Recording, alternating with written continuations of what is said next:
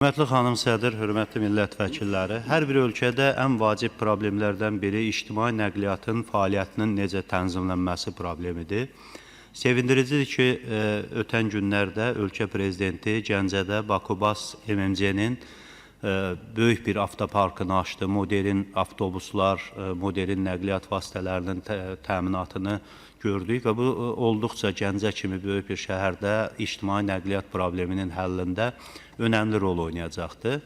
Eyni qaydada Azərbaycanın ən paytaxtı Bakı şəhərində də ictimai nəqliyyatın necə işləməsi əhalinin vəziyyətinin yaxşılaşıb və pisləşməsinin əsas parametri sayılmaqdadır.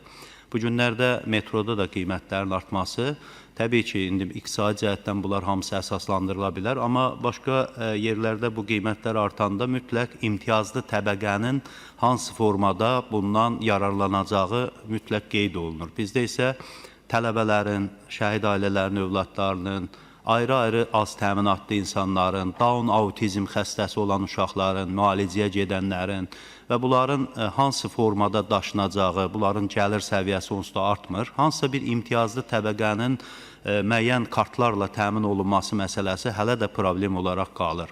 Və bu da aşağılarda müəyyən narahatçılıqlar yaradır. Baxın, bir hava limanından daşınma məsələsinin indiyə qədər çözülməməsi böyük problem yaradır. Hətta bizim mən yüksək qiymətləndirirəm, hörmətli ombudsmanımız da bu məsələyə müdaxilə elədi və taksi insarçılığını oradan qaldırılması məsələsini gündəmə gətirdi. Necə ola bilər hava limanına insanlar gəlir və bu Azal tərəfindən çox böyük orada islahatlar da keçirilib, yaxşı işlər görülür, infrastruktur dəyişib, müsbət mənada xeyli irəliləyiş var.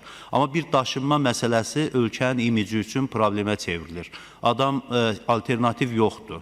Avtobus yox, qatar yox və taksi də yox. Bu şəhərə necə gəlsin? Təsəvvür edin ki, Naxçıvandan bir adam 50-60 manat verib təyyarə ilə gəlir, yoxsul bir insan və bu əlavə də 30-40 manat verib şəhərə gəlməlidir. Bunun elə oradan Bakıya gəlişi oldu 100 manat.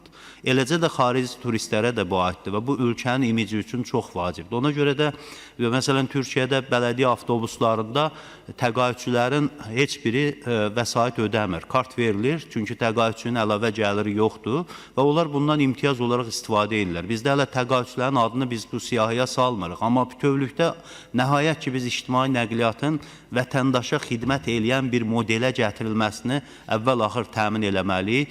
Əslində ölkə prezidentinin də bu istiqamətdə xeyli addımları var, sərəncamlar var və bunun doğru icra olunması məncə problemin yaxın zamanlarda həll olmasını təmin edə bilər. Diqqətinizə görə təşəkkür edirəm.